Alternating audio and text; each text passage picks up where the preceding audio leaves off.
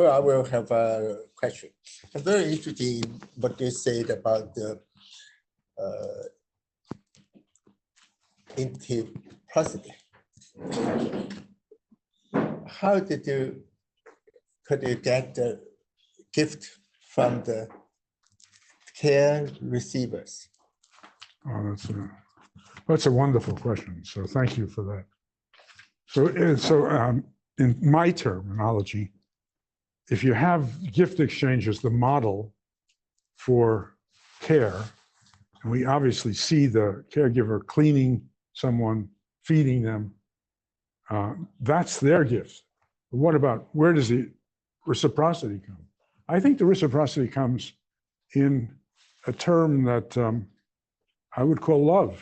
It's the love in that relationship. It's the feeling, the deep feeling that something is drawn out of you by the person who you're caring for. They draw it out of you. How does that happen?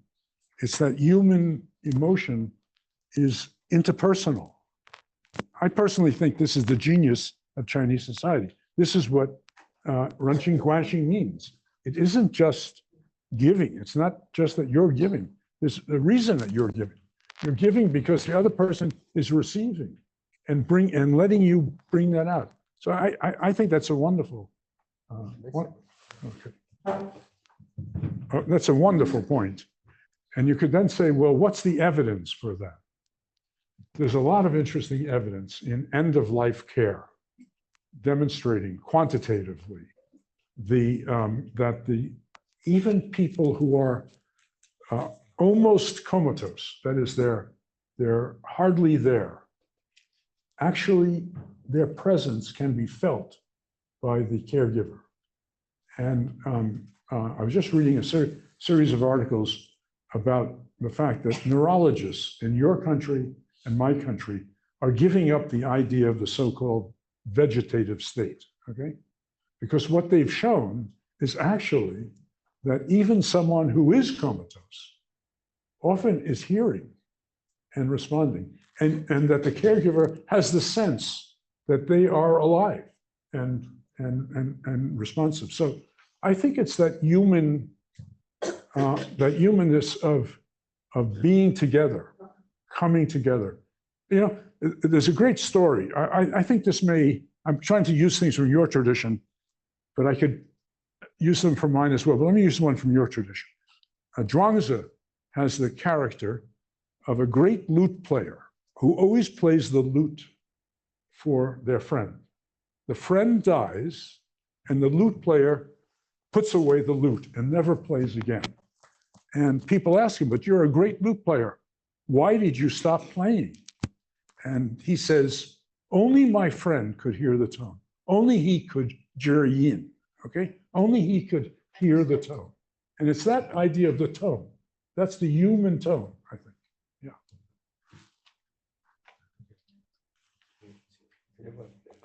Okay, there's a Chinese speaking. If you fall in disease for long enough, there will be no failure. Never.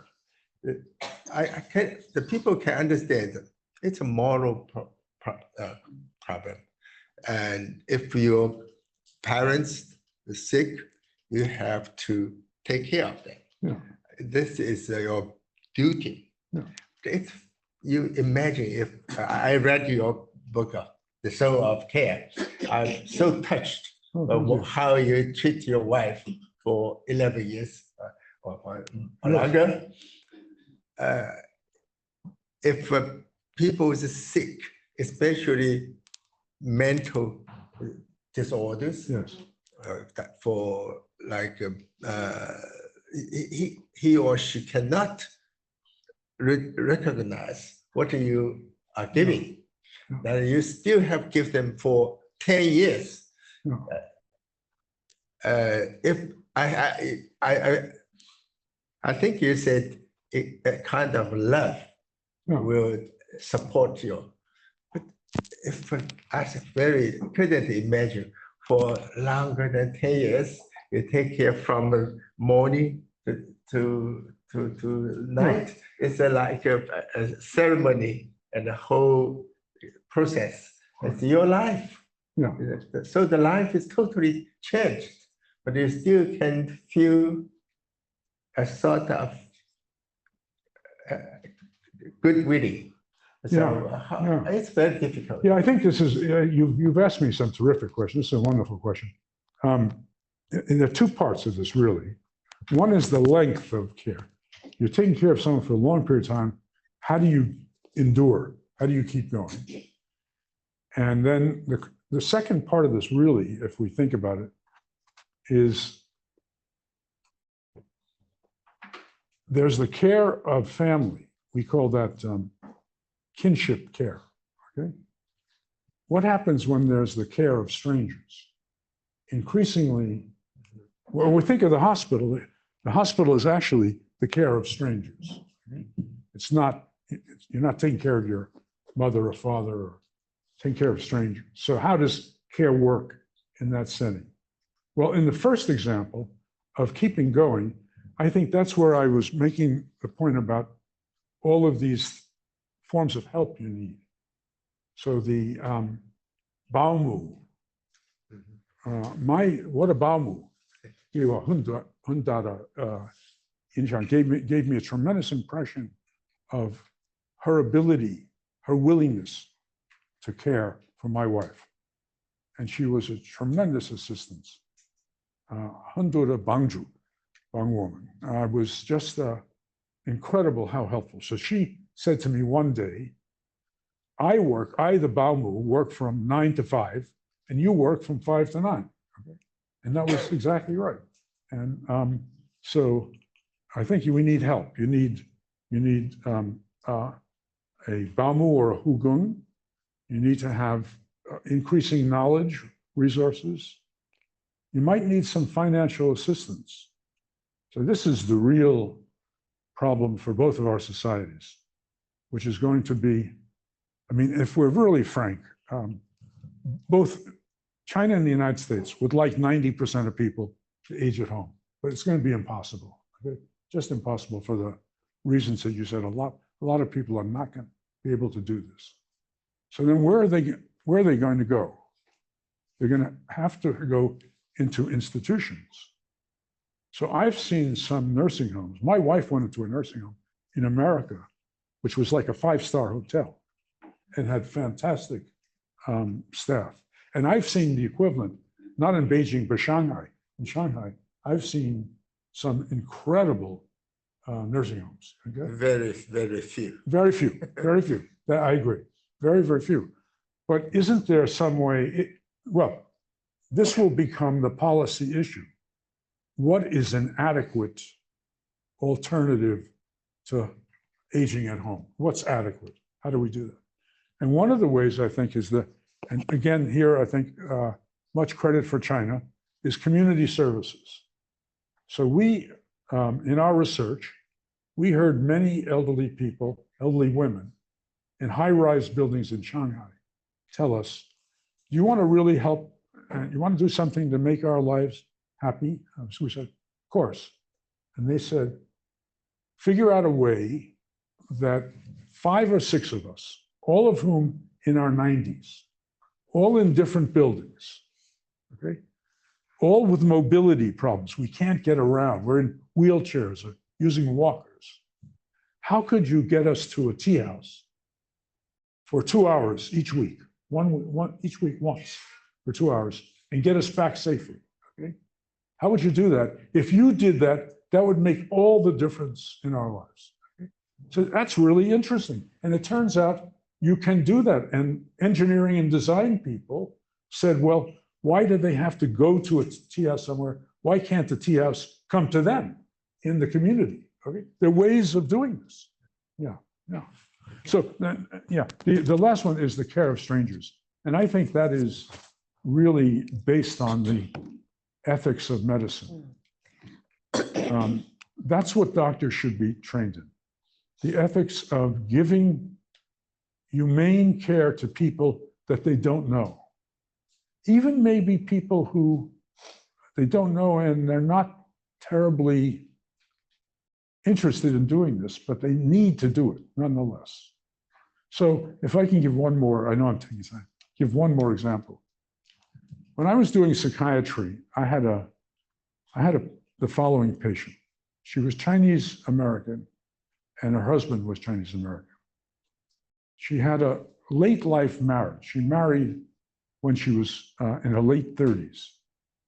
And she wanted to have a child, but her husband was a very nasty, difficult guy. Said, no, I don't want children. So, and he also paid very little attention to her. And she actually told me that by the time she was 60 and he was in his 80s, she hated him, okay? He had a stroke and became almost totally paralyzed. And she spent all of her time taking care of him. I was amazed. You know, she was a little depressed. That's why I was seeing. I was amazed that she did that she could actually give care to someone she hated, okay? So I think that's, you know, that's what is based in Ranqing Guanxi. That is developing an obligation of a relationship where feeling and moral responsibility means you give someone good care. Yeah. I think she feels that's her duty. That's her duty. Not for get some back from the Thanksgiving. Yeah. Yeah.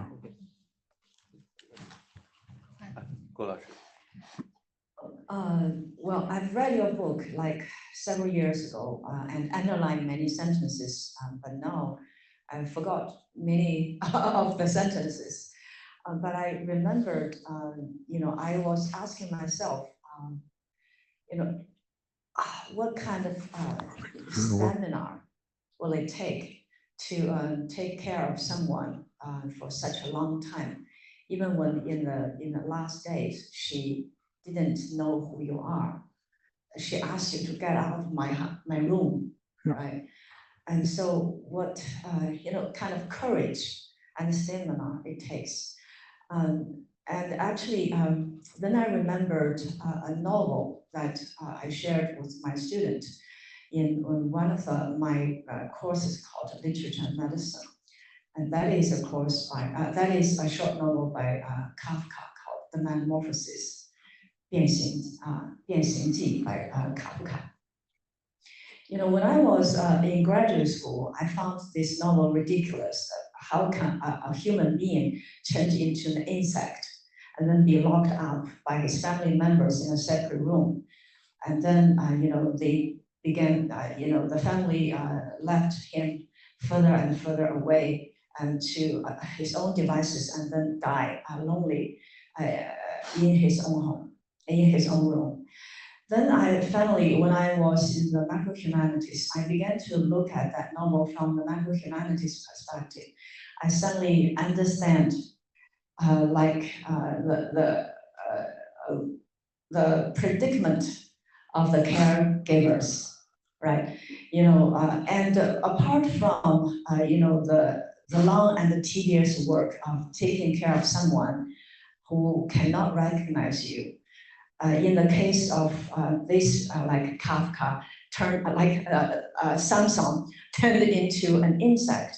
There is this like stigma of a family member being disfigured, like a stroke person, you know, a family member may appear like, you know, with a strange shape of the body, and you have to take care of the family member. You have to take him or her out to walk and doing exercise when your neighbors look at you like that, right? So that is a comment. I think it takes a lot of efforts, patience, and love to take care of someone, some family members for a long time, especially when the disease of that member is like a disfiguring disease or a disease that may bring other kind of stigma. I actually have a question. I think that all of the audience here understand the importance of care in healthcare in our life. I'm in the medical school. Our School of Health Humanities is located physically in a medical school. And we teach the medical students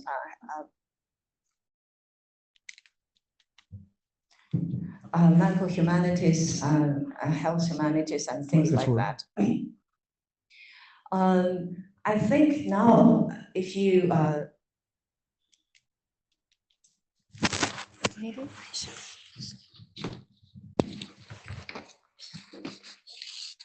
I think that if I talk about theoretically about the importance of care to the medical students, I think that all of them will agree it is important. But if maybe if we integrate some of the courses or even practice of taking care of patients for lower grade medical students, they can also do that. But if we advocate that care is a responsibility of the doctor, the doctor, I think I can predict that we'll have strong objection from the medical profession. The first reason they may come up is there is a division of labor, where in the advanced society, you can't expect a doctor to do everything, to take care of the patient, stroking his hand, and to diagnose, do the operation. And why can't we delegate the responsibility to other people, to nurses, social workers, and maybe medical students themselves, right? So they may think that this might be an unrealistic requirement or demand of the physicians. So I'd like to hear your opinion on this highly sophisticated division of labor. What should we expect the physicians to take the responsibility of care? Yeah. Well, I think that I can tell that this is a question that someone have put to you, the medical humanities, and I think it's anyone who teaches the medical humanities in a medical school is going to have this question put to them. So it's really good to have it. So let me put on my medical hat for a minute. And I was a very good psychiatrist, so good that at my university, at Harvard University, many of the professors or their spouses came to me for treatment. Okay, and so I had the good clinical skills, and I can tell you how being good at care makes a better physician, and actually makes the physician feel better. Okay? First thing is, I don't know if people are aware of this, but in internal medicine, 70% of the diagnoses shown to be true are made in the initial interview and are based in the medical history. So in this regard, you want the physician to do the medical history, not a nurse, not an AI scribe, because this alone, a good history, is going to give you 70% of the correct diagnosis. In order to get a good history, you have to be able to listen. Okay? I wrote a book once called The Illness Narratives. Okay? That came out of an experience of mine in which I realized the importance of what I would call intense listening. Intense listening. And I think that that is a real skill that you can cultivate. Some people are born with better skills, but you can cultivate this. You can be trained in it. You need to listen to the patient. This is the opposite of the way things work at Harvard. So we at Harvard, we have a joke, okay? It goes like this. The Harvard professor speaks to his PhD student for 2 hours. And the PhD student says, okay, you spoke about yourself for 2 hours. How about me, the student? Okay. And the professor says, yes, I was just getting at that. what do you think of my work? So we don't want, we tell this joke, we don't want that. We don't want to have that. We want the professor to listen to the student and to get a sense of what the student wants to do, the experience the student is having, the difficulties, and to mentor. This is what mentoring is about, okay? So in my experience, there are a whole bunch of things that doctors can do that improve the outcome and make the outcome better. I'll give you some examples. I don't know if you people here would have ever heard the term chiropraxis. So chiropraxis is a kind of a folk healing tradition in Europe and the United States where you manipulate the body, okay? So chiropractors are not doctors. They're laymen who learn this skill. And this skill is very unscientific. Okay? But if you compare orthopedic surgeons, those are surgeons trained in orthopedics, treating back pain, to chiropractors, the orthopedic surgeons have better outcomes, as you would expect, but the chiropractors are valued more by the patients. So that's very disturbing, if you would say, well, why don't the patients value the orthopedic surgeons? They're getting the better outcome.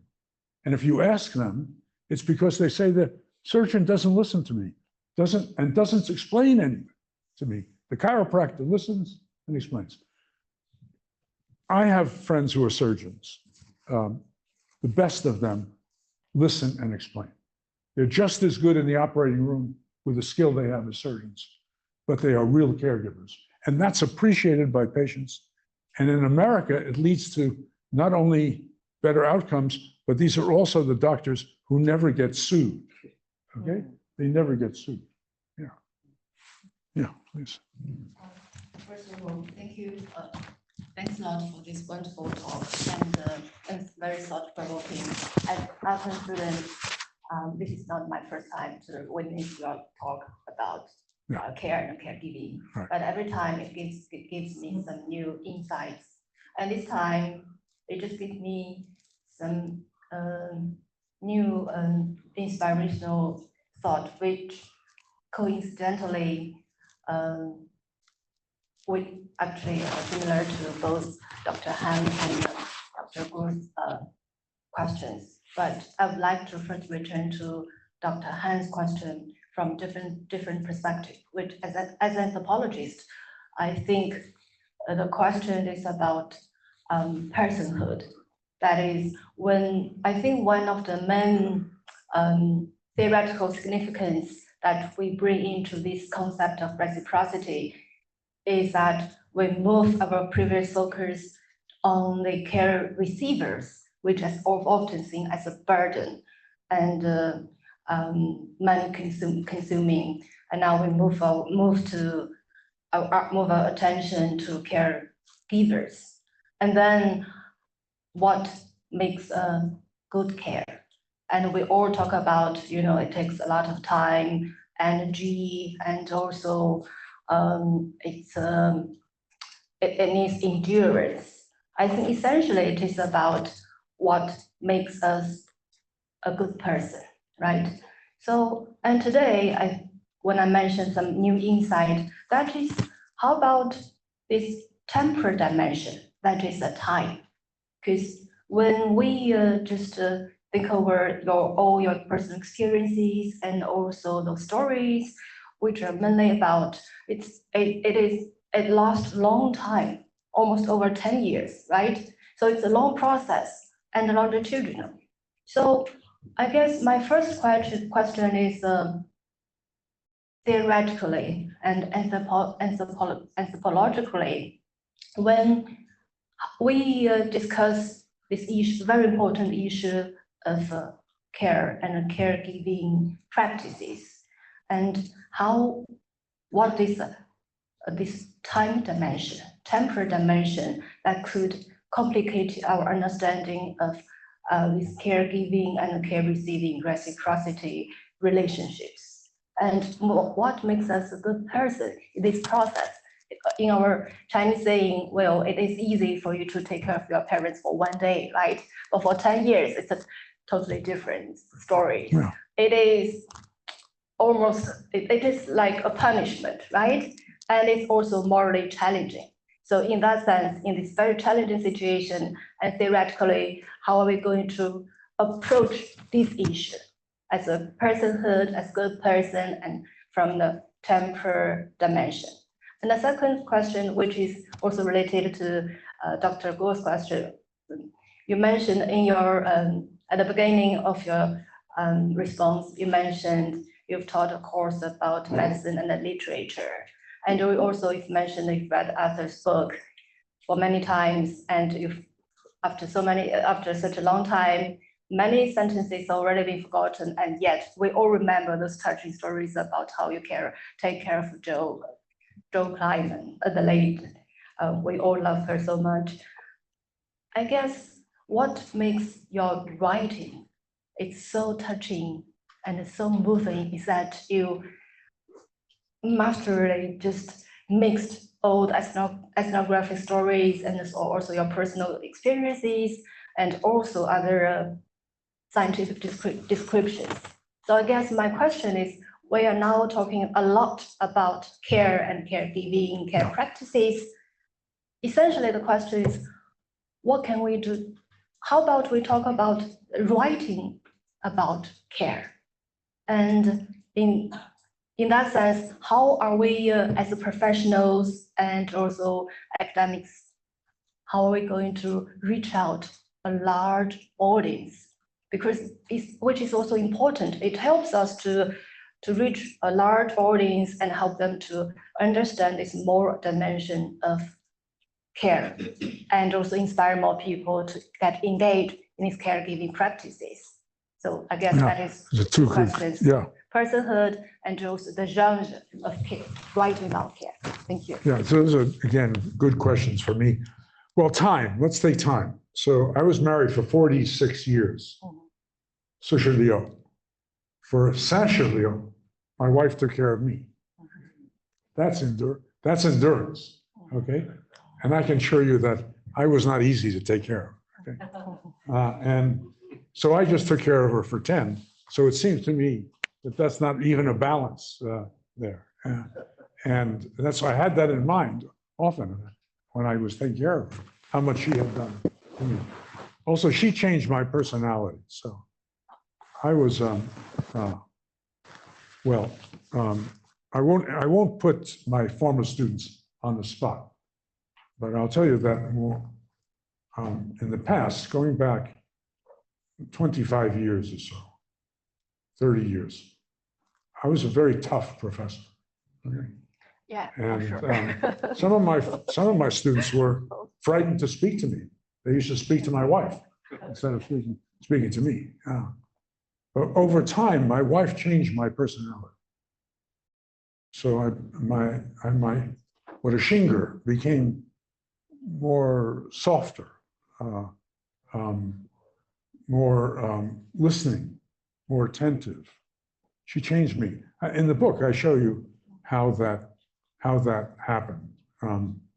But I think this is important to think about, that family caregiving involves time. It really involves time.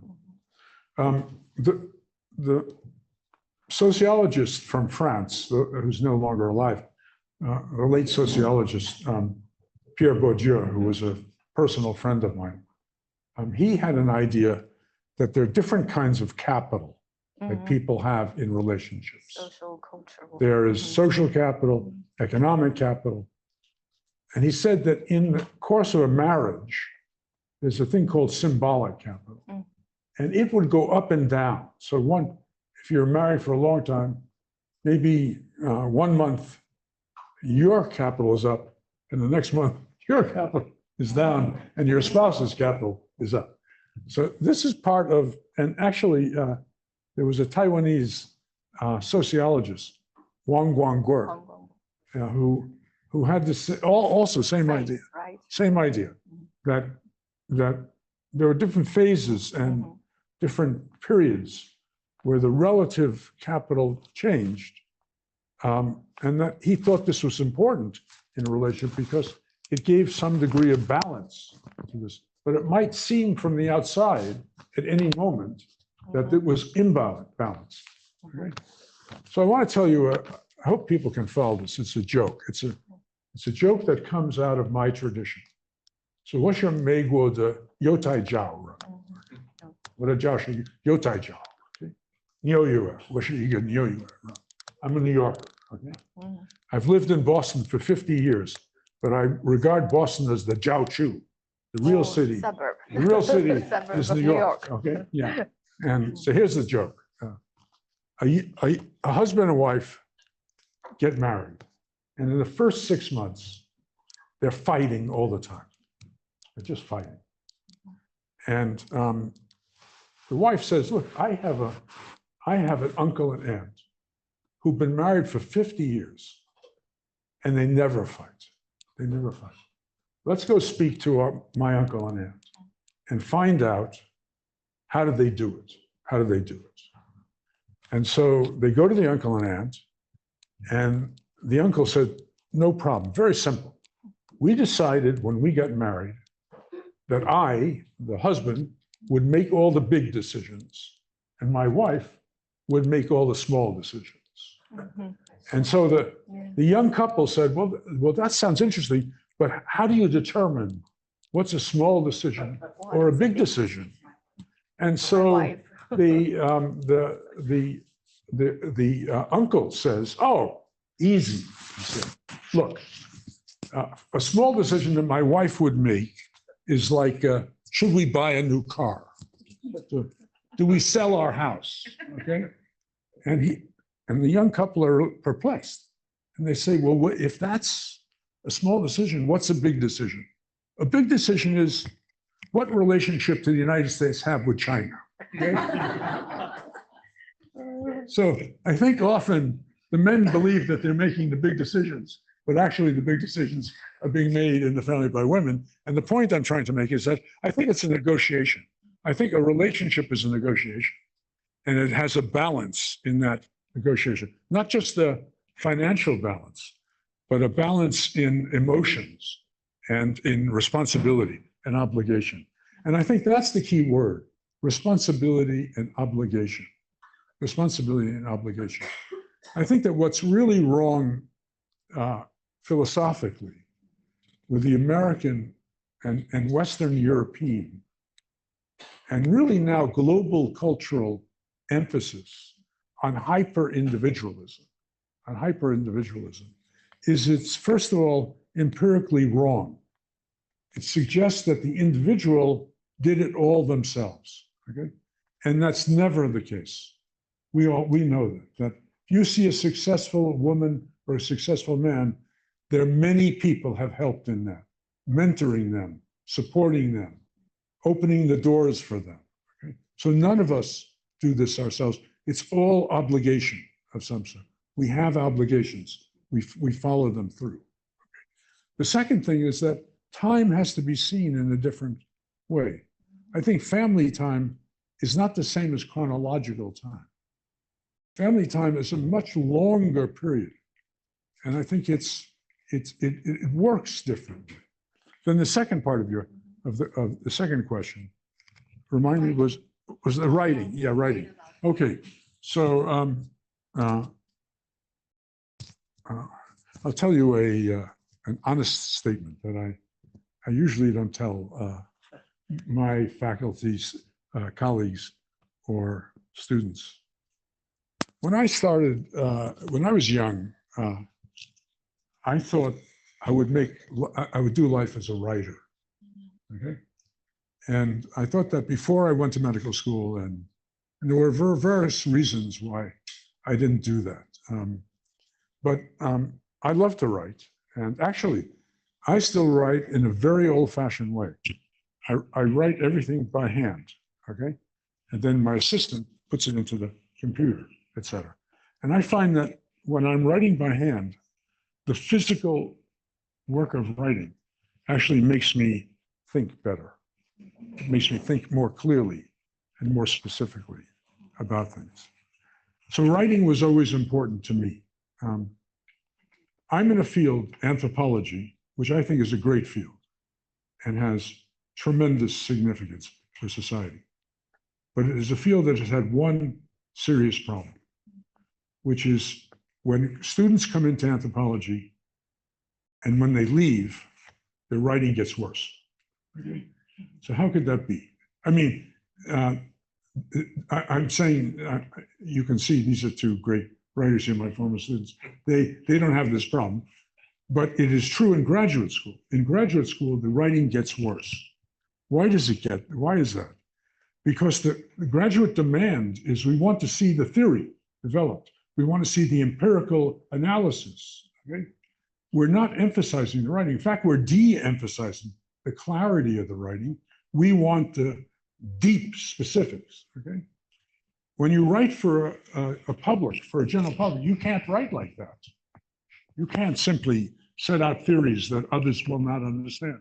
You can't just have the methodology and the empirical work so specific that if no one is in your field, they would never understand what it's about. So we need somehow to change in anthropology.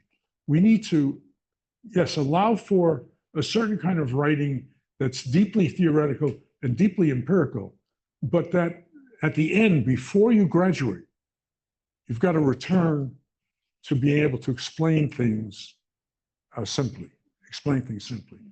In America, there was a great physicist by the name of Richard Feynman. He was one of the truly great physicists, and he was a great writer. And if you read Feynman on Einstein, you'll understand Einstein better reading Feynman than you will reading Einstein. Okay, because he was great at being able to explicate for an audience. You think of all the terrific scientists that do this. There are many of them. They have a skill to be able. So that's the kind of thing we should be asking for, and that's what I've tried to emphasize. And it's very interesting. In medicine, there is a tradition of being writers. Many physicians have been writers. In my country now, I don't know if you've ever read the writing of my colleague at Harvard, Atul Gawande, who he's an excellent writer. Actually, also writes for the New Yorker, okay, magazine. I have Jerome Groopman is another colleague of mine who's a very fine writer.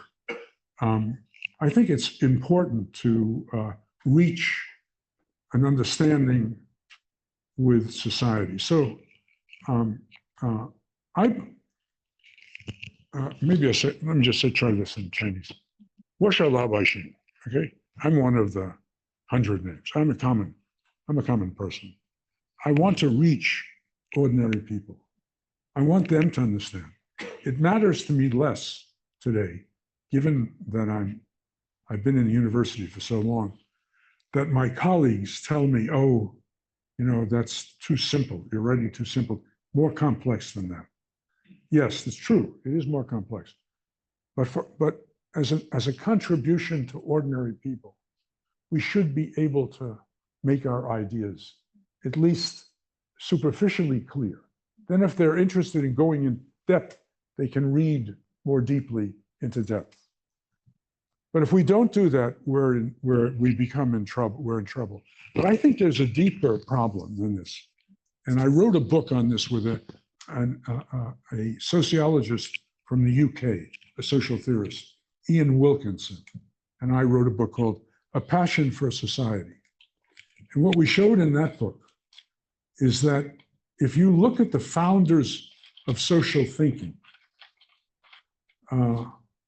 Karl Marx, Adam Smith, John Stuart Mill, Voltaire, they all argued for systematic social thinking about society. They all believed the purpose of systematic social thinking was to improve society and improve people's lives. But then something happened when fields like sociology, anthropology, political science, economics took off. They scientized. They wanted to follow the physical sciences, okay? And in scientizing, they got further and further away from the idea that they should be improving society. And periodically, great social scientists complained. So in Germany, Max Weber, a great sociologist, complained about this. In America, John Dewey, C. Wright Mills, Jane Addams, they all complained about this and said, no, you've got to do something. Sociology, anthropology has got to contribute to society in some way, to making people better. And I think that is even a bigger problem than the writing, which is that I personally believe that if the social sciences don't improve society, we don't need social science, okay? And I think the same thing with the humanities, that the humanities can't be just teaching people how to read a text very deeply.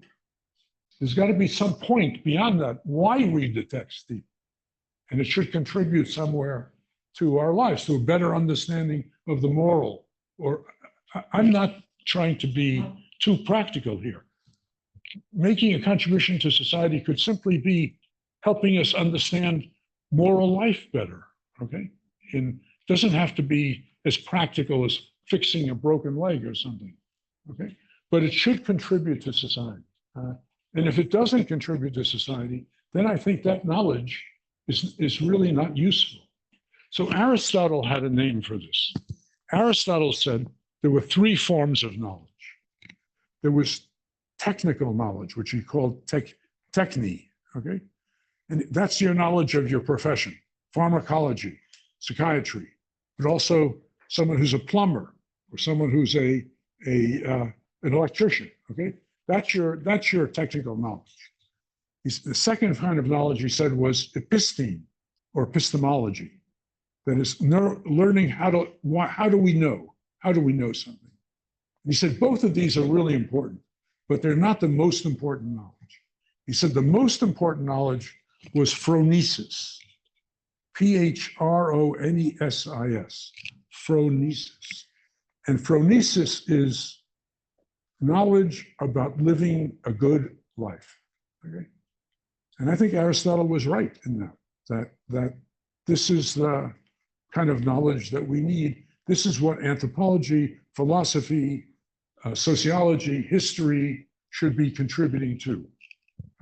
Doesn't have to contribute superficially, can be a deep knowledge, but presented in a way that ordinary people can understand. 好，我们非常感谢谭教授和胡烈老师。